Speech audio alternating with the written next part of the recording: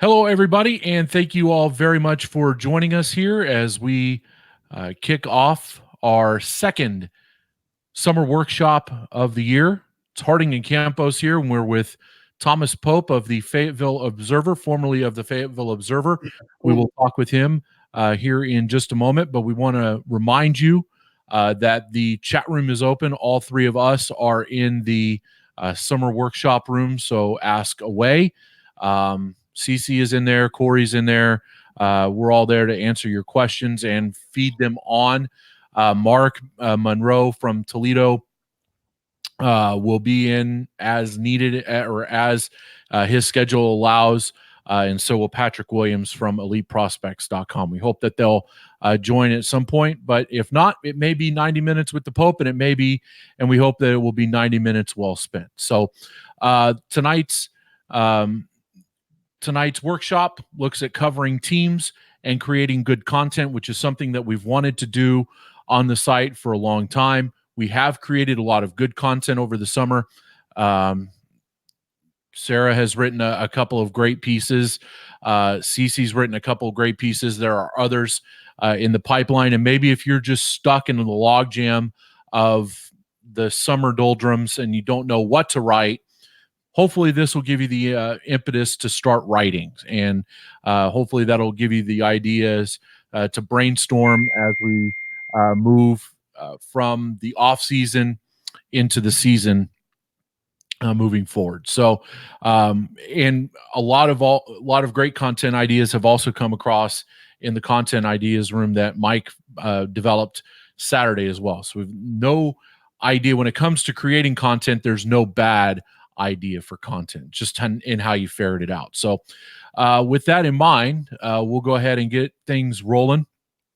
And Thomas, thanks very much for doing this, sir. Tell us a little bit about yourself. Obviously, you put in quite a storied career, I think over 40 years covering the Fayetteville sports scene. So tell us a little bit about yourself, how you got into the newspaper business, how you got in, why you got out, and some of the big things you've covered there over the years there in Central North Carolina. Well, in high school, in 10th grade English, I did we were given an assignment, and I wrote a story about a basketball player at Methodist College here in Fayetteville, where my dad was a religion instructor and dean of students. And this guy was a former Marine who had gone to Vietnam and come back and then gone to college. And he was one of the best players in the at what was it at the time called the Dixie Conference. So I did a piece on him, and the teacher gave me an A+ on it with the suggestion, you might ought to consider taking journalism 1 next year for an elective. I thought, well, okay, the journalism teacher's married to the soccer coach at Methodist. I know her. That'll be fun. She's a nice lady. And she was a great teacher. And so I did 2 years with the high school paper. And that senior year, I got a part-time job at the Observer, just taking stuff that would be in the morning paper. The Observer was the afternoon paper at the time, as most big papers used to be the afternoon paper in a lot of markets. And would just do rewrites of things, and you learn how to write tightly and concisely, and use active verbs and things like that, And as I was getting ready to graduate from Methodist in '78, the guy that had hired me as a high school journalism student said, we're wanting to add a fifth person to the sports staff, and we really need somebody to cover racing, both locally and NASCAR. Would you be interested? And I said, I'll take the job. He said, well, I hadn't told you what it pays yet. And I said, it doesn't matter. I'm fixing to graduate from college and I need a job, dude. So that started. And then I would go out to the hockey games when Fayetteville got a team in the CHL back when the Crown Coliseum opened in, I think, '93, maybe. And a lot of times I would even go out on my supper break. Coliseum's only about 2.5 miles from the office. I'd ride out there and watch a period and a half and go back to work. And just always thought it was really interesting and fun. And had an aunt and uncle in St. Louis who one year gave me an album that had calls of the great plays from the St. Louis Blues games that year. And I think it was the year that Red Berenson scored 6 goals in a game, something like that, So I was always intrigued by Dan Kelly's calls and all this, Then when one of the guys that had been covering the a hockey team for us for years left the paper. Somebody had to do it. And I went, you know what? I like hockey a lot. I watch the Hurricanes games on TV, watch whenever I can. And I think I'll just assign myself to do this stuff. And for the most part, it's been really good. I've only had one real run-in with a coach. And this was a really strange guy. He would go down between periods, and rather than worrying about what adjustments needed to be made on the ice, he would go and read my tweets and then bitch at me about them after the game. And I'm almost thinking, I'm thinking, your team is getting their tails kicked, and you're worried about what I've got. I'm saying in 140 characters, you got issues, man. But most of the coaches have been really good to work with.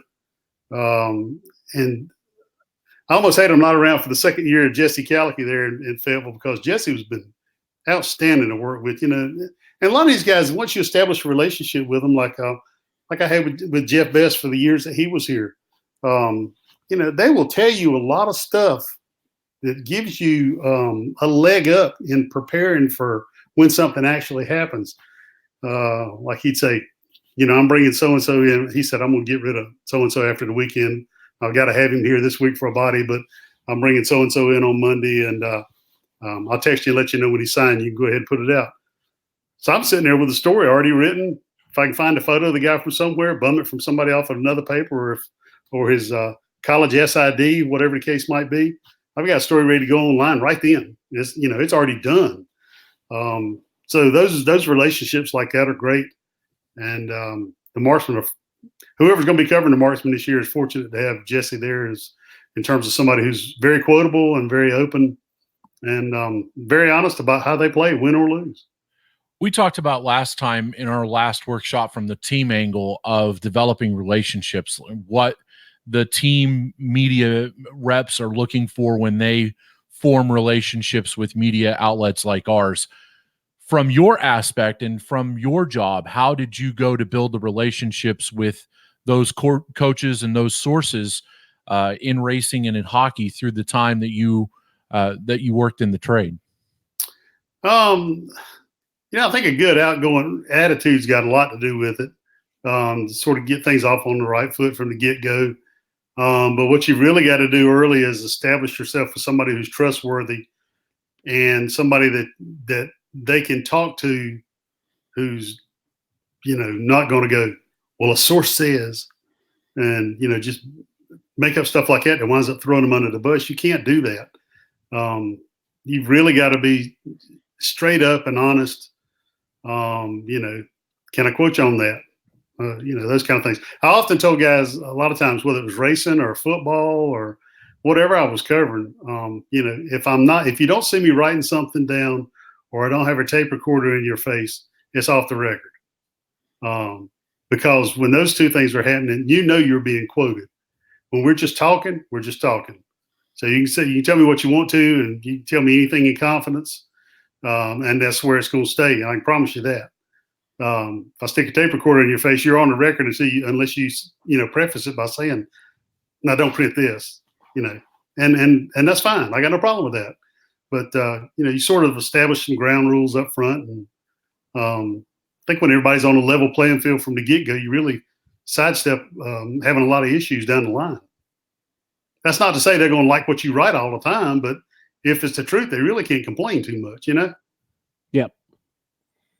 Yeah, and I always find the fact that having a clear delineation between being on the record and being off the record always helps, especially when, and teams will test you. Teams will say, they'll tell you something off the record, or they're going to say something to say, hey, don't release this yet. Don't release until such and such a time.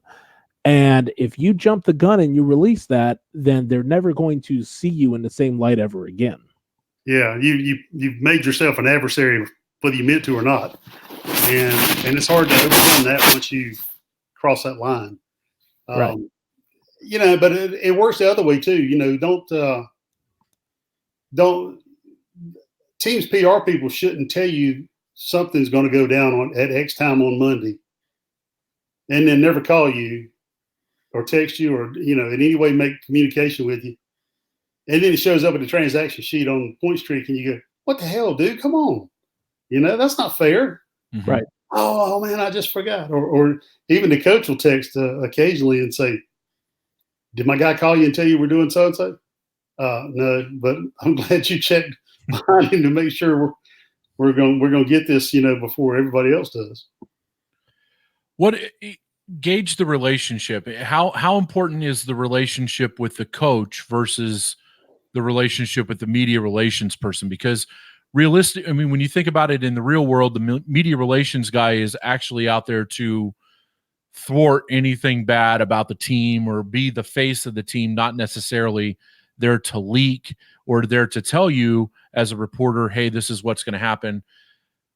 Is the relationship with the coach almost as important as the relationship with the media relations person? Yeah, I'd actually put a little more weight with the coach relationship because at this level, there's probably a much better chance that he's going to be around for a longer term than a PR guy will. Um, Jerome Bashar gave me a great quote one time when I called him for a piece on the year that Rob Sitch set the goals record, 63 goals that year or something like that. And, he was very complimentary of Sitch, but said, hey, one thing you got to keep in mind, we are all at this level for a reason, coaches included. So some coaches can make a career out of it in certain situations, like Jean-Guy has in Peoria and Jerome did in Columbus. As long as they had it going on there, and but the PR guys come and go pretty quickly at this level. So you got to have a good relationship with them, and if it's really hard to find one that can do everything you expect, and of course it's hard for them to know what all your expectations may be. But you try to set that up early on too, and establish that relationship so that this guy knows, I'm supposed to call him, I'm supposed to contact my local media guy, and I need to keep that at the forefront. It boggles my mind. There have been times, a lot of times, when a press release will appear on the website, and I hadn't heard a word about this transaction coming down, and I don't blame that on the coach as much as the media guy. Coach has got a million other things to do with trying to, balance salaries and, this little piece of drama and who's got to get treatment in the morning and, how much time we're going to spend working on the power play at practice.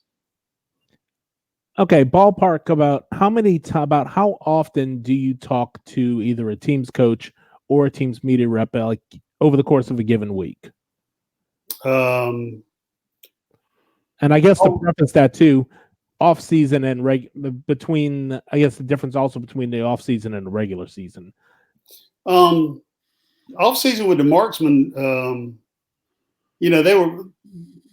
I give you contrast in how things work. We have an arena football team here. Let me take it back. It's not an arena team. We have an indoor football team here that uses the Coliseum, and they want to, they want you to believe that they're this basically on the equivalent of a minor league hockey team, but they can't give you a roster, they can't give you stats. When they sign players, they just try to bunch them out at one time.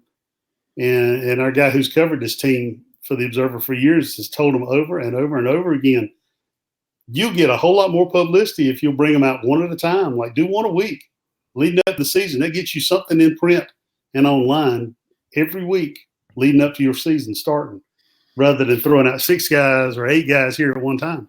So the marksmen and the fire ants before them always been really smart about releasing stuff on a steady stream like that. When Kevin McNaught was president of the fire ants, that was something he always sort of instilled in the coaches that he brought in. And Jesse Calickey's the same way. So, I would be talking to him a lot during the off season, just about that kind of stuff. Are you going to bring so-and-so back? Well, I heard so-and-so's getting a tryout, you think he'll stick or will you get him back when camp opens down here? Then during the week, Jesse and I would usually text on Mondays and I just say, are you guys healthy? You got any moves coming up this week? And Jesse was really forthcoming. Really, really enjoyed working with Jesse a lot. because he got it. He was an assistant coach. He's done all the grunt work. And I'll tell you a cool story about Jesse. One time he gave up a goal late in a game here when he was playing in Huntsville, and it was a really bad goal. I mean, it was awful. And unfortunately, Huntsville came back and won the game. And I had a tweet that said Jesse Calicky should be thanking his teammates for that he didn't cost them that game. And he actually he liked it. He liked the tweet on the bus ride back to Huntsville. And I thought, this guy's got his head screwed on pretty straight. He didn't take it too seriously. It's time to move on to the next one, but he didn't take it as a personal insult. It's just part of the game. And I think he's a really sharp guy. I hope, and he did a good job in turning the Marksman around from last place and winning 12 games to, making the playoffs last year and beating Birmingham in game 1. Yeah, I like the stability that he's bringing to Fayetteville just immediately. And I remember meeting Jesse back when we were when I took a road trip up to Pensacola, and Fayetteville was playing down there that weekend.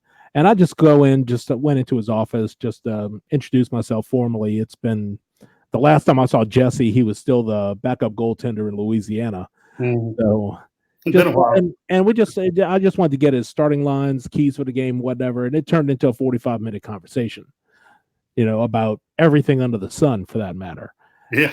So he's a talker, and he was a fan favorite as well. And those types of guys are always really great to deal with. I think I think with his kind of personality, you can see why he was able to recruit a lot of quality players to come to Fayetteville last year, and hopefully again this year.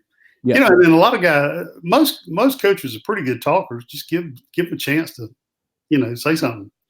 Now you can't always swallow everything they say, but and from afar, I read some stuff that coaches in other towns will say. He's just trying to get under somebody's skin with that comment. He didn't really. He's just playing this sort of little PR mind game over here, and then talk to my coaches down here and he go, "What do you think about what so and so said?" He goes, "Man, that guy's an idiot." It's interesting to hear the coaches' take on each other. Oh God, yeah. So how do you in the course of the week walk us through what your normal game day routine would be? How you from start to finish, you're covering the marksman on game day. What is the first thing you're doing? Are you going to practice? Are you talking with Coach Calicky? What are you doing on game day that sets you up for the evening and really kind of is the shell for your game story? Well, I did more of that kind of stuff when Jeff Best was coaching, because at that time we had more of a staff, and there wasn't. We spent a lot of the last few years. I was a sports editor at Observer the last 6.5 years I worked there, and with staff reductions, I didn't want the quality of the product to be diminished. So I took on a lot of grunt work stuff in the office to try to give the reader as much bang for the buck as they were used to getting all these years, And so I didn't go to practice as much with Jesse's guys, but I would go a lot when Best was coaching, and just make small talk during the day, just to, just sort of try to clue myself in a little bit about what had happened lately. Was something specific they were working on in practice that was going to be applicable to the game that night. Was everybody in good shape, or was anybody, slowed a little, half a step with a groin injury or something like that? And it just kind of come in and watch. And then we used to have a humongously late deadline of 12:30 a.m. So getting stuff in the paper was never a concern. So I really didn't write much on the fly during the game. I would study a lot on the stats, on point strength for the matchup that night, and read transactions about every day. Maybe not so much for job prep, but just out of natural curiosity. I'm interested in the game. I want to know what's going on, who's doing what, who's moved what pieces around, and is that goalie coming back from the call up down to South Carolina or whatever?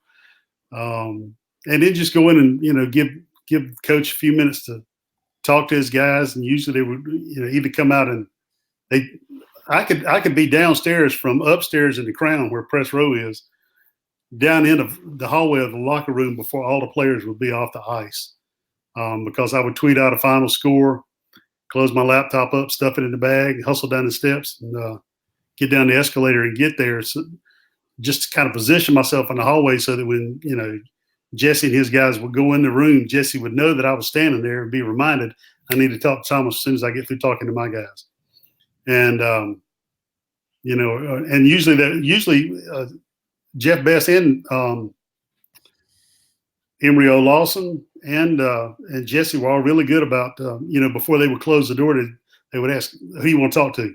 I don't want to go in the locker room and talk to guys because it's way too daggone loud. And if I'm in there recording anything, I'm not going to get anything but, rap music in the background.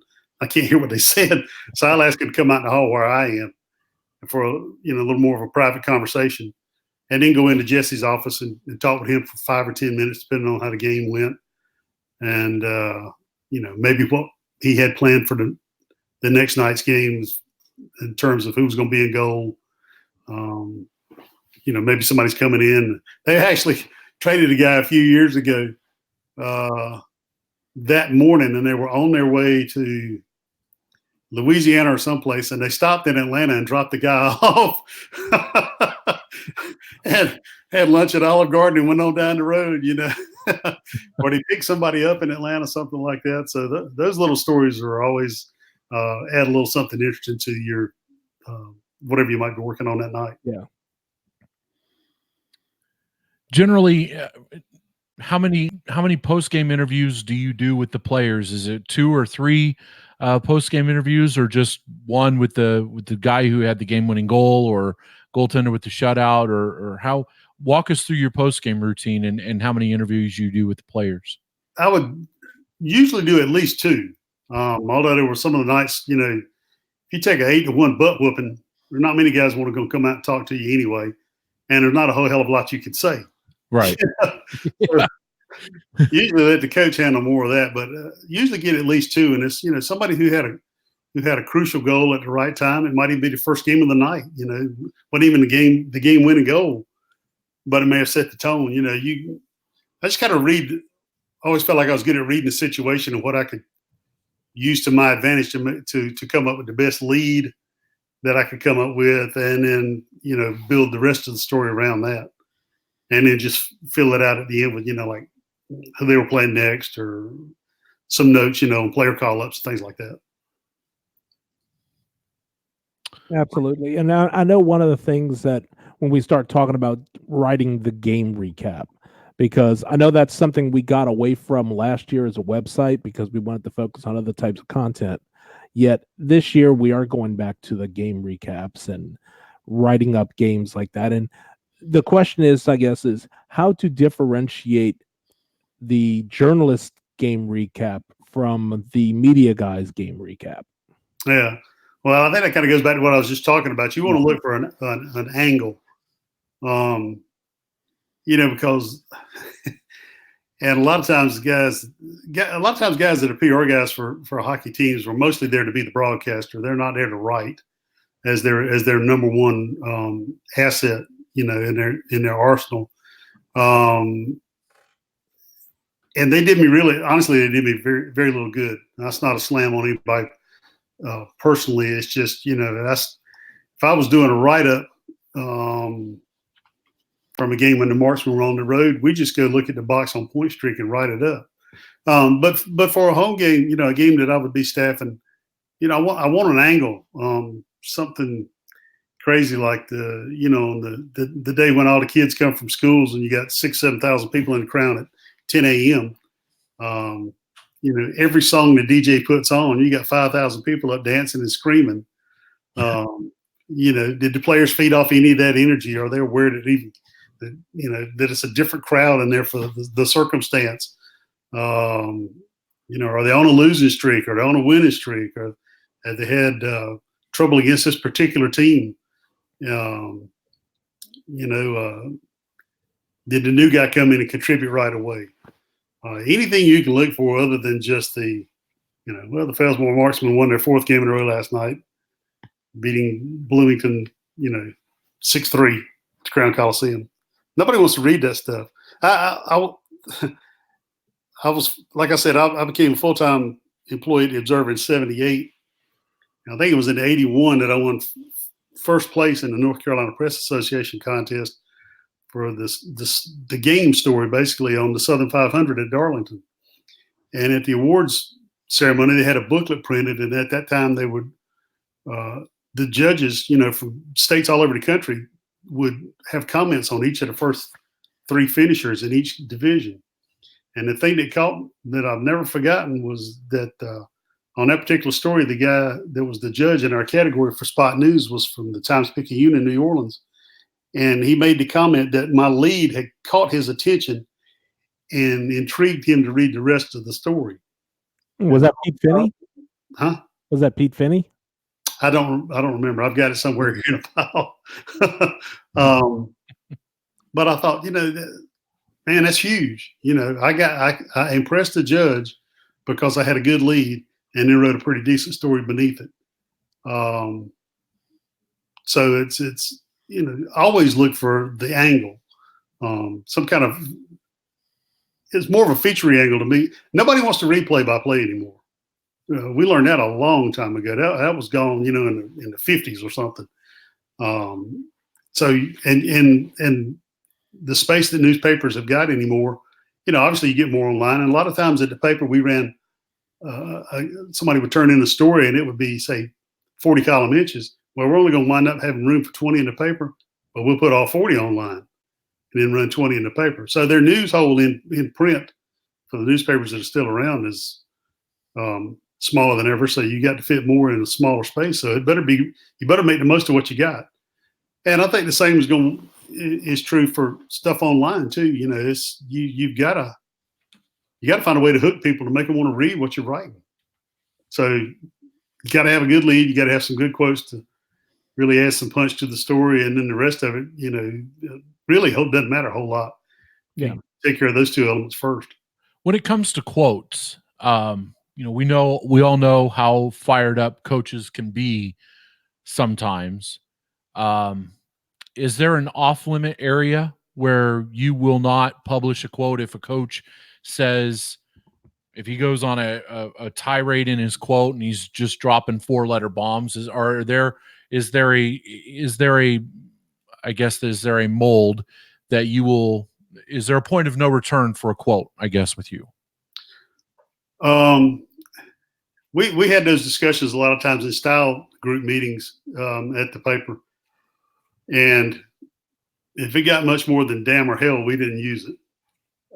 We just go parentheses, expletive, deleted. Of course, the internet's a different thing, and every news organization's got their own set of standards and things like that. But, the thing that always came back to my mind was I was a little kid when I got hooked on sports by reading 2 daily newspapers. And I could quote you every stat on anybody in the top 10 in the National League, especially everybody on the St. Louis Cardinals or whatever. And I don't, kids are not reading papers now. They're reading everything online. And I just like to kind of remember who my audience is. And there may be kids reading that kind of stuff, and I don't want to expose them to that. But in a crucial situation, I'd be okay, for instance, like this is an example of the word or the phrase that was used that we talked about one time, was that if at a city council meeting, one of the council members called the mayor a son of a bitch, we're going to say that he called him a son of a bitch because he was on the record. Right. And that conveyed a specific thing. But, for F-bomb tirades and things like that, I'm not comfortable going there, and I'm not going to go there. Right. I got grandkids. I wouldn't want to read that under my byline and go, wow, man, granddaddy used that bad word. Yeah. Yeah. No kid. I got to live with my wife, their grandmother, Yeah. Absolutely. Well, I mean, on the rare instance that it happens, but we know, I mean, we've all been there, whether you're in a locker room or a coach's office, and coaches immediately after the game, especially if they lose or they feel like they've been jobbed out of a game, are prone to those kind of tirades. It's good to have that perspective from somebody who's been in the business for a while, as you have, of where that line is. And generally we don't go much past damn or hell. However, to your point, if the guy at the city council meeting lobs off a son of a bitch bomb, then we probably have to put that in there because he's directing it at a member of power. But yeah, just a temper tantrum is not a good enough reason to use it. No, especially once you get up there in the F-bomb range and the right and all that stuff. And I may refer to the coach, being really, really upset after a game by just paraphrasing it as best you can, and then get back to something that you can use that's printable, that's not going to get you caught on the carpet the next morning. Yeah. You quoted me saying that. Well, coach, you shouldn't have said it. I mean, that's I got the tape if you don't believe me that you said it. Yeah.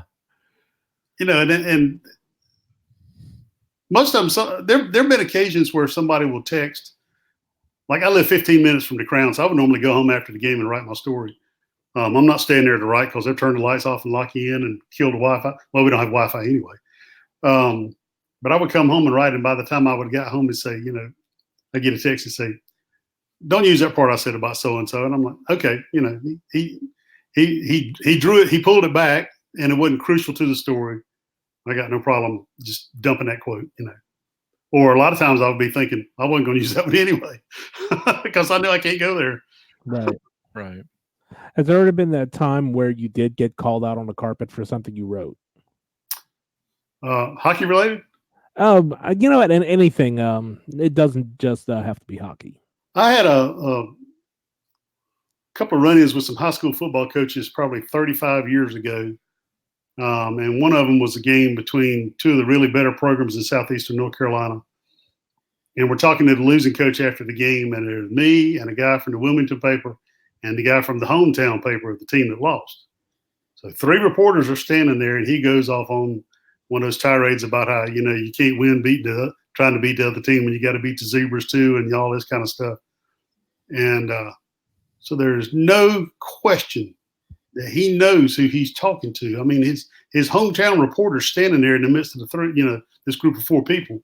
And the next morning he calls and somehow manages to get a hold of my sports editor and complains that I had taken him out of context and that's not what was really said and all this. And so my boss had to do his due diligence, and he had one of the other writers call the other 2 reporters, and the other out-of-town reporter said, "That's exactly what he said." And it wasn't taken out of context. And the hometown reporter said, "Well, I wasn't in on the very beginning of that conversation, so I don't know how all of that might have gone down." So, and another high school coach just down the road from us in Lumberton one time, he said I had claimed the following Friday night that I had misquoted him from the previous Friday's game, and had one of his biggest players who wound up playing in the NFL for Indianapolis come and stand with him as kind of an intimidation factor, trying to call me on the carpet, saying I misquoted him, and said, "Coach, I don't believe I did. I'm sorry you feel that way." And, that's behind us. Yeah. And then some coaches will go off on you. "I'm never talking to you guys again." And then they call and say, "Well, we're signing so-and-so." "Why don't you call us and ask us about these players the colleges are recruiting?" "Well, you said you didn't want to talk to us anymore." "Oh, I didn't mean that. I was just ticked off on Friday night." Yeah, it's like, that's which in sports, tempers get short, memories equally as short as times. Yeah, well, a lot of times Tony Stewart would say stuff after a NASCAR race in the heat of the moment, and then by midday Monday, he's like, "Man, I went back and watched the video, and I shouldn't have said that. I was mistaken." Yeah. He was bound and determined to get it off his chest right then. Yeah, that's one thing. Yeah, he was never a loss for words. Nah. And I never got on his bad side and got my tape recorder slapped out of my hand either. Yeah, well, that's good. I know. I was beginning to think I was a very good reporter if I didn't make him mad. But I didn't think I really wanted to ruin my reputation and find out the hard way. Or have to buy a new tape recorder. Yeah, that's right too. Yeah. So essentially, if somebody goes on one of those tirades and is calls you and says, "Hey, Thomas, don't run what I said, here. If it's not pertinent to the story, then it's, you can pretty much dump it and Yeah, that's an easy call. forget about it. Yeah, that was the easy call. Yeah. Yeah. If he was criticizing the officiating or something like that, you knew daggone well what he's, you don't get to be a coach in this league without knowing that you're going to get fined for criticizing the officiating and things like that. You know what you're doing. You put yourself in that tub of boiling hot water, and you shouldn't have said it, or you should have said this is off the record, but those guys hosed us. Right. You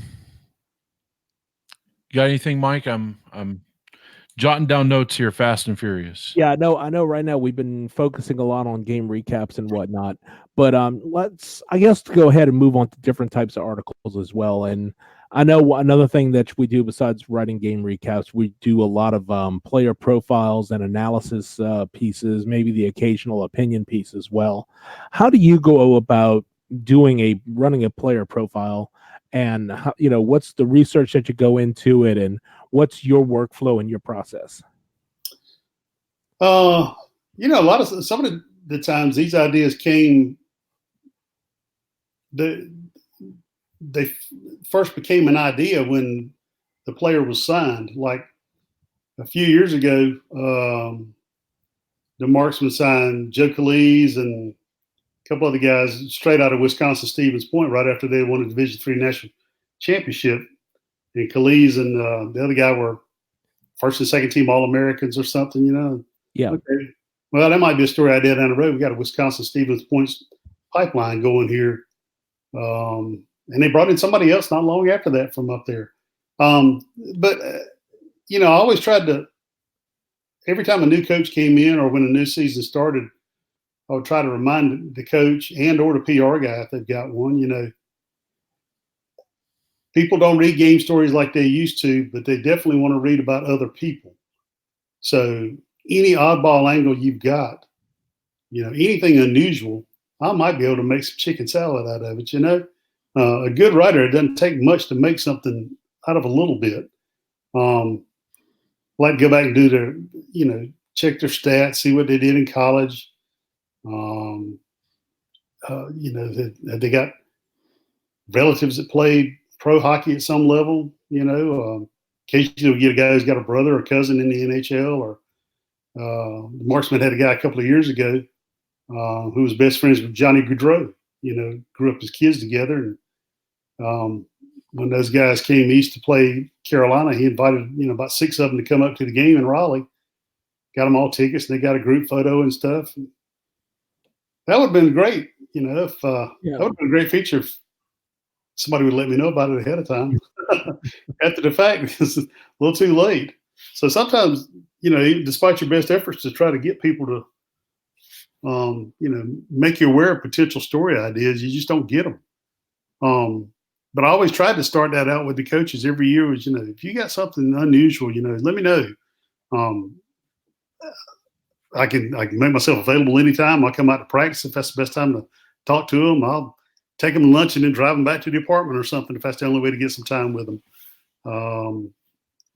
And then, especially if, like I mentioned Bouchard earlier on that story about Rob Sitch, if you got some contacts around the league, somebody from outside that particular organization who can, speak to the point you're trying to make with the feature story or a profile, go that extra mile. I did a story one time. It's not pertinent to hockey, but it's pertinent to storytelling. I got assigned to do a story on a guy who's stationed here at Fort Bragg who had run in the Boston Marathon. And here's the running coach's name at the church. They got a running group, and she can put you in touch with him. Okay. Well, winds up, this guy has the Boston Marathon is the second marathon he's ever run in his life. The first one was one he went to hoping to run into 10K. They got there and said, sorry, the 10K is full, which I can't understand how can you be full in a 10K? People are just running down the road, right? I mean, it's not like you got to get him a pair of skates or something, right? And so they said, would you like to sign up for the 5K? And he goes, no, I don't think I'd even break a sweat doing that. Put me down for the marathon. So without even training, he goes out and finishes 7th in the first marathon he ever ran, qualifies for Boston, finishes in the top 130 out of 22,000 runners on his second marathon ever. And he's not even training for this stuff. And his parents flew in from California to watch him, and they saw him on his big screen. They got set up and everything. And he told me where he'd gone to high school and all this. And so I knew the general area where he was from in California. Well, I got a wild hair, and I go to anywho.com, type in his last name, and there's, you know, one set of that last name in this particular town in California. Call him. His mom answers the phone. She gives me great stuff to add to the story. And our two families have become personal friends. We meet them in Las Vegas and go to the Pro Bowl Riders World Finals of the drag race, or go on cruises with them. You know, they would come here to visit him. We get together. But that was just, you know, trying to add something, give the reader some added value. Something that makes them look at that story and go, wow, man, I didn't know that. That's pretty cool. Right. You know, so I wouldn't even really call that thinking outside the box. I just call that doing your due diligence as a journalist to try to tell the best story you can. And the more sources you get, usually the more insights you get on a particular person. And then the reader can know that person better. They feel a little more invested or attached to them when they go to a game to watch them. You know, and it really helps build a connection between the fans and the team and the player, which in the long run is good for the league. You know, might help attendance. Hey, man, you ought to come out and meet this guy, man. He's great. We get to talk to him after the game, and you should come out and meet this guy. And then the next thing you know, you're building your fan base. And right. So you can help sustain or build some success at the ticket gate with good stories. Not that that's your job, but it's a nice benefit of it because, you know, the more people that are there, the more people be reading your stuff. Yep, that's fantastic advice too. I can't disagree with that whatsoever. Who have been the people who have kind of assisted you along the way in helping you grow as a writer? There were some guys in NASCAR that covered NASCAR, and they got some opportunities to do some. They probably got tons of freelance opportunities, and they would get more than they could handle. And for some reason, they took a liking to me, so I think they would, you know, pass some of it down the line to me. Said, "Well, I don't have time to do it, but call this guy Thomas in Fayetteville. He's pretty good." And so they gave me a break, and that wound up helping me write parts of 3 NASCAR books, including Davey Allison's biography. But Brett Friedlander, that used to work at our paper, Brett covered the Capitals when he worked at the paper in Annapolis, Maryland, and knew a lot of hockey people, knew a lot about the game, you know, from being the Capitals beat writer. And, you know, we would talk hockey a lot at the office, and I would ask him a lot of questions. You know, when he would come back from a game the next day, I'd just be wearing him out. Well, what about so-and-so? When I was there last night and saw him do this, why did he do that? And then a lot of the coaches that the Fire Ants and the Marksmen have had helped a lot because, you know, they're, for the most part, being so easy to work with, made my job easier. And if my job is easier to do, then I'm more prone to wanting to do more of it.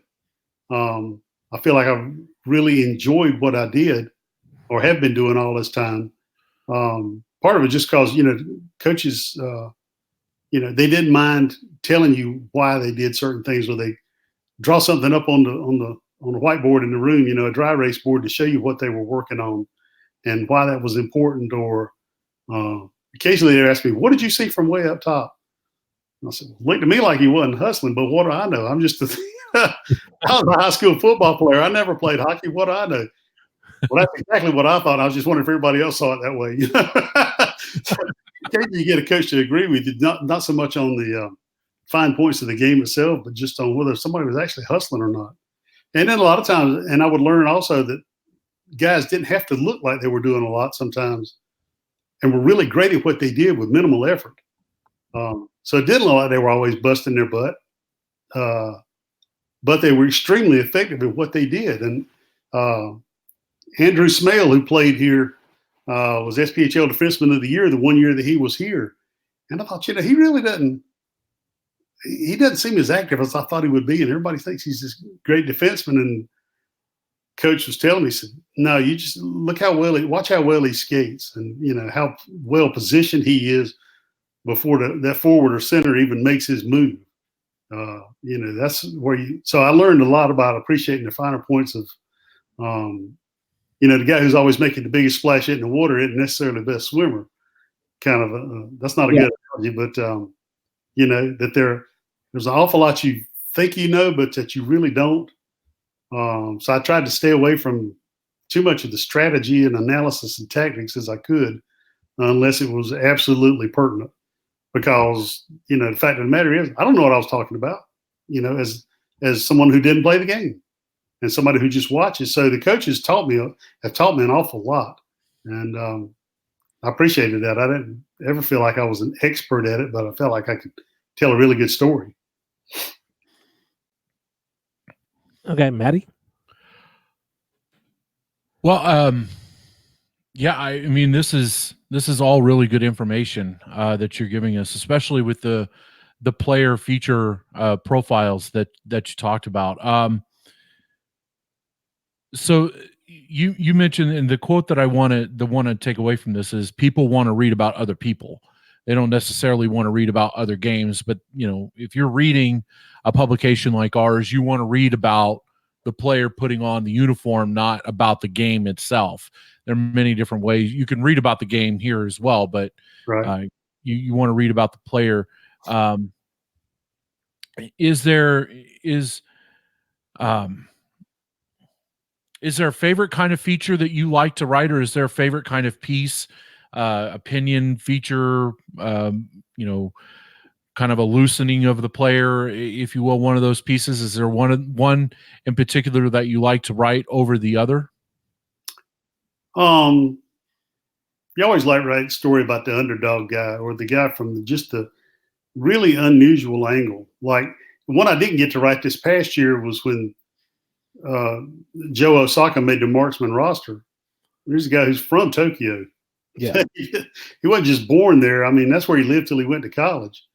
And Jesse finally had to waive him before I ever got around to finding time to write the story. But,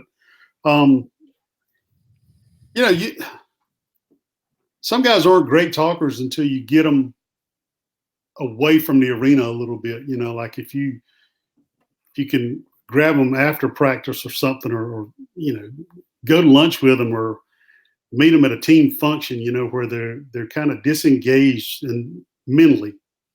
That may not be the right word. They're not focused on what they're doing at that moment. Like a lot of race drivers are great that way. Once you get them away from the car in the garage area and they can let their guard down, or they get out of that tunnel, they turn off that tunnel vision that they've got. Right. So that's where a lot of times, most of the interviews that I did for player features would be after practice. They're maybe a little mentally and physically exhausted. Maybe that's to your advantage. They let their guard down a little bit.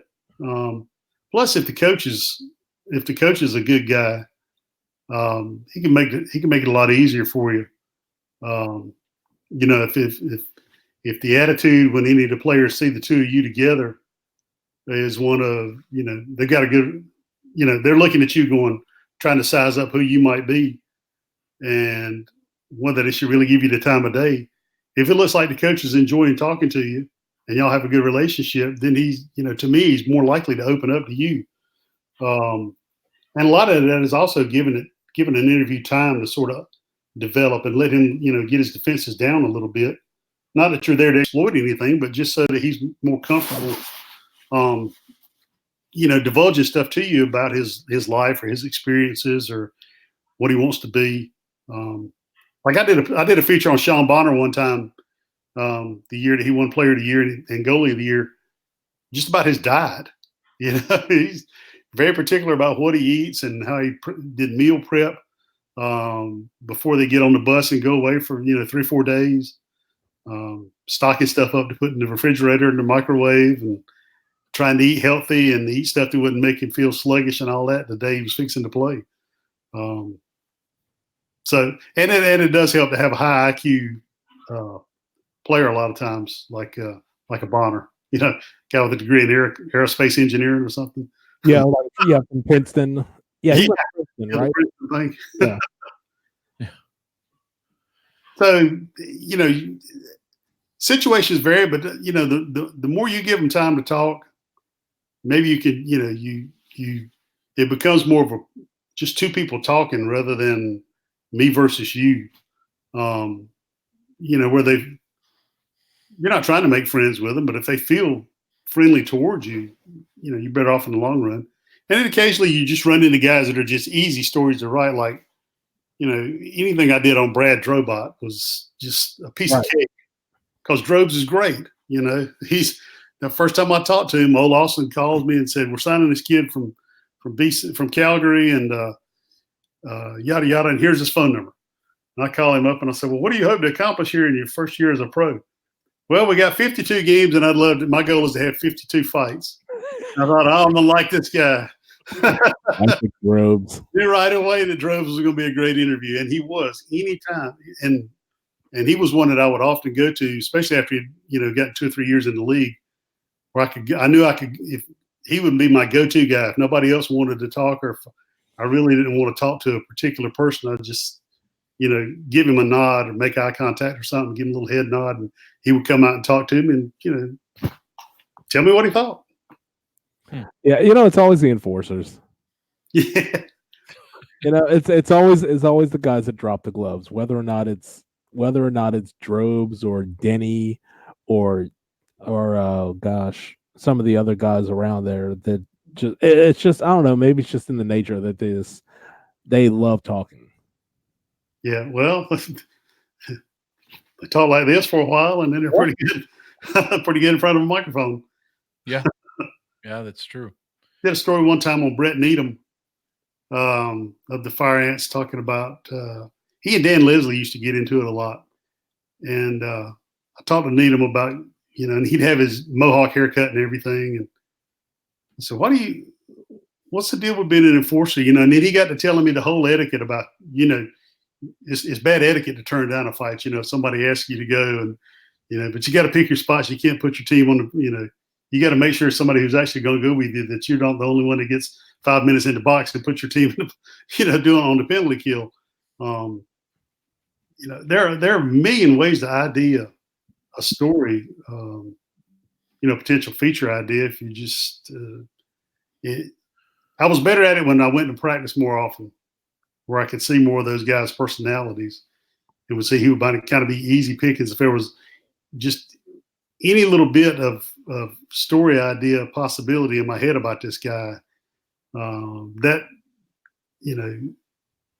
think it also helped that if they saw you at practice, they knew, what a guy cares enough to come out to practice, Right. I'll talk to him. At least I can do. Most of these guys at this level are good interviews. I'm surprised. There are very few duds or guys who try to say all the Bull Durham stuff, Right. Yeah. We're here for the team. Yeah, no kidding. So, you said a lot of that stuff was derived by you just going to practice. It's not you sitting down and going through the roster and saying, okay, well, here are 5 guys from Cornell. I want to talk to them about their Ivy League experience. It may be something like that, but more of that is born out of actually watching their behavior in practice and reacting to that than brainstorm. Well, maybe I was just trying to make it easier on myself by identifying the guys who had personalities, and looked like they would be good interviews, or they were the spirit at practice, the little fire that kept everybody up or whatever. Just looking for any kind of angle that would just give you an extra insight into somebody as to whether they might be a good subject worth profiling. Of course, it's hard to write about a defenseman who, that scores 1 point in the first 25 games of the year. It's kind of a hard angle to build on. We've all been there. Yeah. You get a guy who's been around the block with a bunch of different teams, or if you have a really, really veteran player, like when Marco Eamon was a goalie here for the Fire Ants. You go on Hockey DB or Elite Prospects or something, and there's a list this long. Hold on, let me get my hands right on the It's a really long list of places that he had played. Yeah. And so I just got with him one day. I said, "Tell me about some of the places you played. I mean, you played out in Texas and all this." And he starts talking about all these old arenas that didn't even have dressing rooms inside the building, that they were dressing like double wides or something that they had brought and parked out behind the arena, and then they would have to walk across gravel in their skates to the arena. Road trips. What do they do for fun on the bus? Who's the best at cards? And I did a video piece with Drobot a couple of years ago. Just, hey, take me on a tour of the bus. Show me what the bus is like. It was great. I didn't have to tell him a thing. I just told him what I wanted to do. He said, "Come on up." "Well, this is Paul. Here's our driver," and blah, blah, blah. And the coach sits up here, and you don't ever want to be up here because that means you're in trouble. And and then the veteran guys get to sleep in the back where there's the most leg room. Yeah. All right, Corey. I know you're listening to you watching this here. You've been on the bus too. Come on, give us a story. Type it up. She did. Yeah. Corey was on the bus. She did. She Yeah. wrote a story about that. Yeah, I had a question on the tip of my tongue. Maybe I'll come back to it. Mike, you got anything? No, you know what the thing is that we're running way ahead of time. We are. We're asking if you have a question, be sure to type it in the chat room. That says workshop too. Yes. For Yeah. that are out there today. It's getting late for me. I've been up since really, really early this morning. So I am. Yeah. Jeff asks, you mentioned the players seeing you at practice helps the players feel more comfortable talking with you because they recognize you. As your staff got thinner and you had to be at the rink less, did you notice any things that might help build that comfort for someone with a 9-to-5? And that's a great question because most of us work 9-to-5 jobs and can't get away unless we actually ask off work. So do you have any tips for that? A lot of times I would, most websites ought to have this on it. Most teams have got photos of the players on their websites. And I would like do a game I would play with grandkids or something, like maybe print out a bunch of them and flip them over. Okay, do I recognize this guy on site? Where I can call him by first name or something like that. Or, at that point, if you don't see him all the time, you're kind of have a crutch in your coach and the PR guy or an assistant coach, even a trainer, if you got a good relationship with one of them, if that's possible. Just to sort of, who's a good feature idea, man? I want somebody to write about, give me somebody that's got a unique story or whatever, guy who donated a kidney to his sister, anything. You just, something my mom taught me a long time ago. You don't know what you get to you unless you ask. So you need to be confident enough to ask those questions. I don't think I used it as a strategy, like playing dumb, but it didn't help that I would, come across as like, I don't know everything here. I'm looking for a little help. Can you help me out with a story? Who'd be somebody good to profile? And, the coach is in tune with his guys. I mean, he sees them every day. And he hears, from his captains and stuff like that about, who's really the character guy in the room. The go-to guy, the hardest working guy, the guy who stays the latest after practice to work on his game. He's not in a hurry to get out to the golf course or whatever. He really wants to spend time becoming a better pro. You're really dependent on other people to help sort of bridge that communication gap or introduction gap for you, to at least make the initial contact. And then it's on you to, make the most of your opportunity with that player. And if you can get a cell number for him, that's great, because then you can text him back and go, mind if I ask you a couple of follow-up questions? we used to do that when we would take photos of the team. We'd take team mugshots the week that the rosters had to be turned in. And every time they would pose for the team's photographer, and then they would step down in front of my photographer for a little bit, and I get their name and ask them their cell number. And some coaches are smart enough in advance to say, I noticed you were getting my guys' numbers. I'd appreciate it if you get, at least let me know that you're going to call them before you do. I don't have a problem with you calling them. Just let me know that you're going to call them, so I'll know, who's doing what. And that's fine. That's establishing ground rules here. That's cool. And almost all of them would, And if you got a good relationship with the coach and you don't get the player's number, the coach will usually give it to you if promise that you keep it to yourself. Don't want all the rink bunnies getting a hold of that number or something. Well, the player probably wouldn't mind that, but good point. I don't know what's the word for a hockey groupie. Yeah, puck bunny. Puck bunny. Hey, okay. Yep. Bull riding, they call it a buckle bunny. They all wear the big belt buckles, right? Oh yeah, buckle bunny. And in racing, they call them pit lizards.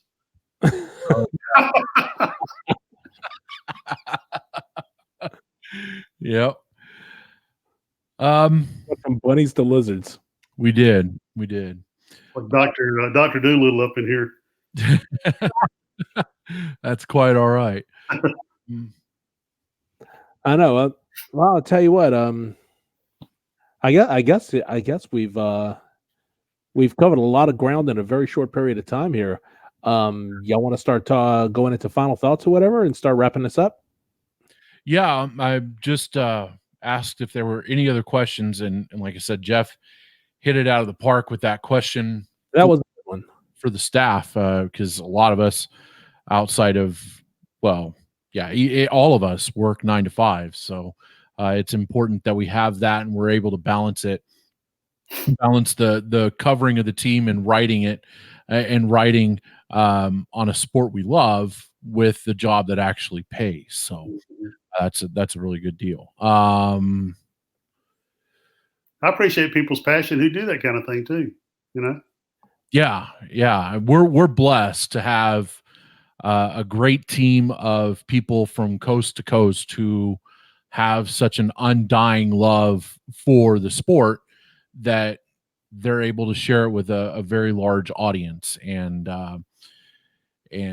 it always helps us to have those who have plied their craft in the trade, such as yourself, over the course of 4+ decades, to sit here and tell us and share with us some of your insight and wisdom. I've got a page and a half of notes here from you in the last hour, and a lot of good quotes and a lot of stuff. So I'm hoping that our team, as we go toward the beginning of the season, will have a chance to watch this and absorb it and really find and take notes and apply what they get out of this to how they cover their team moving forward.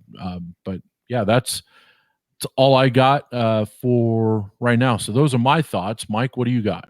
And one of the things, and this will go out to all of our writers here and to our editors and whatnot. And one of the great things about minor pro hockey is that everybody knows everybody. If you want to know something about a player, then chances are there's a writer on this staff who has probably worked with him at one time or another.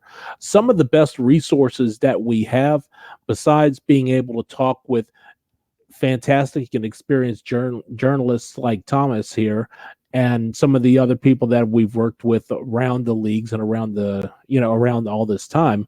But some of the best resources that you have are right around you on our staff, because these are all people who have done this for a few years and they've done some of the homework. They know some of the players, they know the coaches, and you can get a lot of insight just by asking questions. And don't ever forget that, yes, we can go to so many people for resources, and a lot of those resources are right here on staff. So use a lot of the experience that we have here. Would be, I know, all speaking for Maddie and CC and everybody else, we're happy to help at any way, shape, and form. Yeah, absolutely. I rambled. No, you're fine. You're fine. And even if at home with that because I do it all the time. Yeah, we do it for 90 minutes a week during the season, Mike. So and that's why our podcast runs long, y'all. That's right. I mean, and even if you don't use us, we'd obviously want you to use your editors and Mike and myself to lean on for ideas or things like that. If you don't find us, if you don't use us, or you're not comfortable enough with us, then I would encourage you to find somebody in the profession who does that for you. Whether it's, I have 3 or 4 guys that I lean on and 2 that I've gotten to know very well here over the last couple of years, and really lean on them and help them form how you're going. Have them help you form how you will cover a team and how you will do things moving forward. So, I mean, those are all. Mike made some really good points, and here I am rambling again. But like I said, even if you don't find that resource here, identify a media friend or 2 in the business and have them help you. The rising tide lifts all boats, so it doesn't matter how it happens. If your work is improving and there are 3 people outside of this group that are helping you do it, that's great. Your stuff is getting better traction. It's getting seen more. You're not having editors breathe down your neck. You're writing more. You're developing your passion. You're finding your voice. That's all good stuff. So again, it's just that's my piece on it. So yeah, I mean, if I can't get to the answer, I'm going to find you the one who will. Yep, absolutely. Thomas, you got anything else here before we say goodnight? Yeah, I had 3 brief things come to mind all of a sudden. You asked earlier about opinion. Yeah. I've really tried to stay away. Opinion's got no place in your game story anyway. And I wrote very few columns over the years about the fire ants or the marksman, simply because, in one instance I thought this team is going down the tubes real quick. But at the same time, I thought, it's really not cool to me, and it's not going to help anything, especially my relationship with his coach, if I, just destroy him in a column because his team sucks right now. Because he's only been here, they've been playing like 6 weeks. We're not even anywhere close to Christmas yet. It's too early to just, say this season's going down the tubes. That's not fair to him. And I didn't think it would have been an honest assessment on my part. Maybe I could have written around that a little bit, but I didn't. I think the last opinion piece I actually wrote on hockey here in Fayetteville was when Emery L. Lawson was let go. He had put together his protected list. They had done okay, but that season he had it was like every other day somebody was going on the 15 on the IR. He could not get people healthy. He had concussion issues. And I thought that the organization made him the scapegoat for all those things that were not in his control as a coach, and that he did not deserve to get fired. And I raked him over the coals, but I had 2 years to see him work. I felt like I was qualified to speak on that subject at that time. And Kevin McNaught didn't like it, the president of the organization, but, I'd known him for a long time, and I made those same points to him. I said, A, B, C, and this is my opinion. That's why my face is on my little column sig right there, to let you know that this is different from my game story over here, which is completely objective. Those are 2 different worlds. You got to be careful they don't intermingle. another thing that I wanted to bring up was about tweeting. I like that. I don't particularly like Twitter. I don't spend a lot of time on Twitter, but I had fun on Twitter at the games. Because I'd always try to, and maybe it was a way to keep myself entertained during some bad games. But I would try to, I would make little comments, and you might call them snarky if you want to, depending on your perspective, I guess. Like if this team doesn't start, doing better on clearing this puck out of here, they're going to get the snot beat out of them. It's going to be 9-3 before this game's over. They'll be lucky to get to 3. To me, Twitter is a great avenue for having fun more than it is just posting scoring updates and things like that. I tried to really make Twitter entertaining because I could get little smart comments or make some quick comments out there that are giving you something different from what you might get anywhere else, especially if you're lucky enough to have a broadcaster who travels, who does games home and on the road. You're getting your play-by-play. I'm going to try to give you something a little different. So I thought Twitter is a really good avenue for doing that kind of thing. Kind of gives you a way to not just build your brand, but really give the people that are following you some insight on who you are as a person. Are they going to the game to have a good time? Are they not having a good time? Yeah, he's definitely not having a good time tonight. Yeah. And especially 2 years ago when the Marksman's first season, when they had to rally to keep from tying Huntsville's record for the fewest wins in a season. Right. Those nights at the rink were just brutal, man. They're just awful. And so I was like, oh, my God. So the only way I could keep from just, as you can see, I don't have any hair to pull out. Yeah. But to keep from pulling out what hair I had left, I would just let Twitter be my release valve, so to speak. My pop-off valve would be Twitter, and I'd get it off my chest. And but I always try not to really be personal about it, unless it was somebody from the visiting team. Right. For me, it's like whenever I'm tweeting at a game, and those rare occasions when I'm actually at a game, for me, it's like my stream of consciousness thoughts, like what's going through my head at any time during the game, some of which winds up into my game notes for an article after the fact, because I can kind of go back to that kind of like my own little personal notepad. But yeah, being a little sarcastic and pithy and obnoxious on Twitter, not so much obnoxious. I think more like a little pithy sarcasm kind of goes a long way. Yeah, a lot of times I've deleted a tweet right before I hit send. Like, no, I'm really not going to go there. That's not charged. Well. And that was when I didn't have the coach who went and read my tweets between periods. Oh. Yeah, sometimes it's like I can vent in now 280 characters now because times are better. And yes, I can blurt out, I can vent out something really quick, hit the delete button, pray to God I don't hit send. Yes. Yeah, it's Twitter is a nice tool, but it's not the be all end all. And then Facebook is Facebook for me is more formal. Like, I'm not going to post stream of consciousness stuff there, because if you do that, then Facebook's going to ding you and no one's going to see anything you post on Facebook anymore, because Facebook is like that. So yeah, Twitter, I guess, is the best avenue for,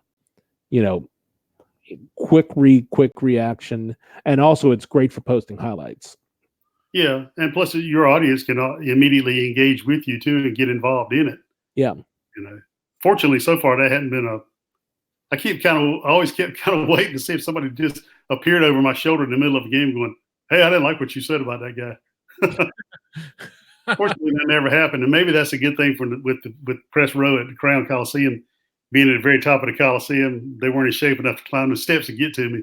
Yeah, right. I was gonna ask that question. You must be in really good shape if you can get down from the press row at the Crown all the way down to the locker room by the time the guys are getting off. Dude, I do sport races in my spare time. There you go. I mean, not bad for 63 years old. Yeah, I'm old. I'm slow, so no, it's gonna take me a while. Man, my knees are shot to hell as well. Yeah, So. mine were too. I find a shortcut to the elevator and use it a lot of times.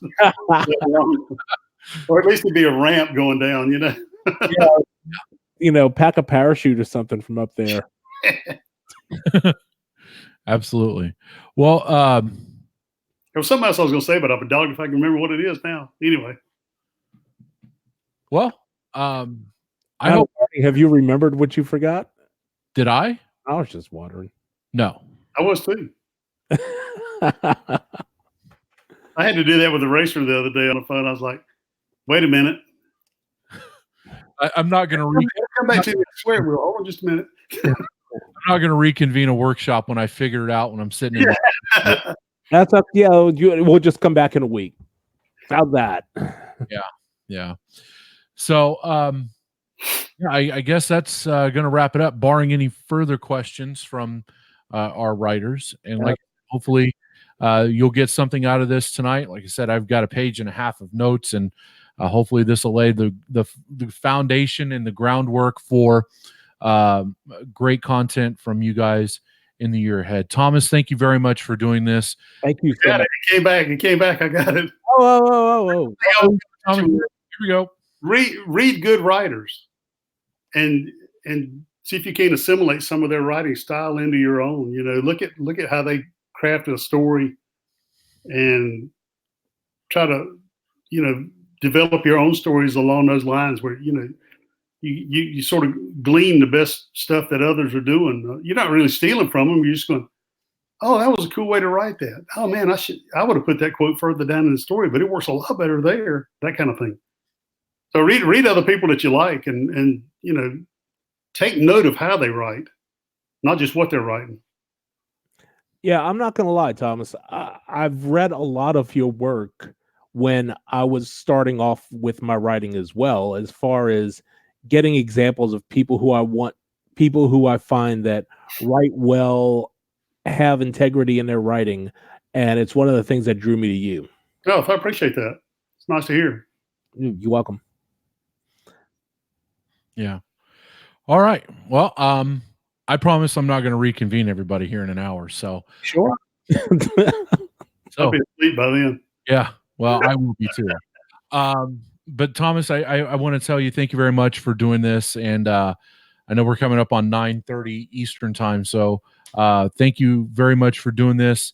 That was great. I had a good time. I appreciate the invite. Yeah. And like I said, hopefully we all got something out of this. I know I did. And it doesn't take much to make chicken salad quote is the quote of the night. So you didn't have to say the rest of it. You already knew what it was. That's right. I wrote it down as you were saying it. It doesn't take much to make chicken salad.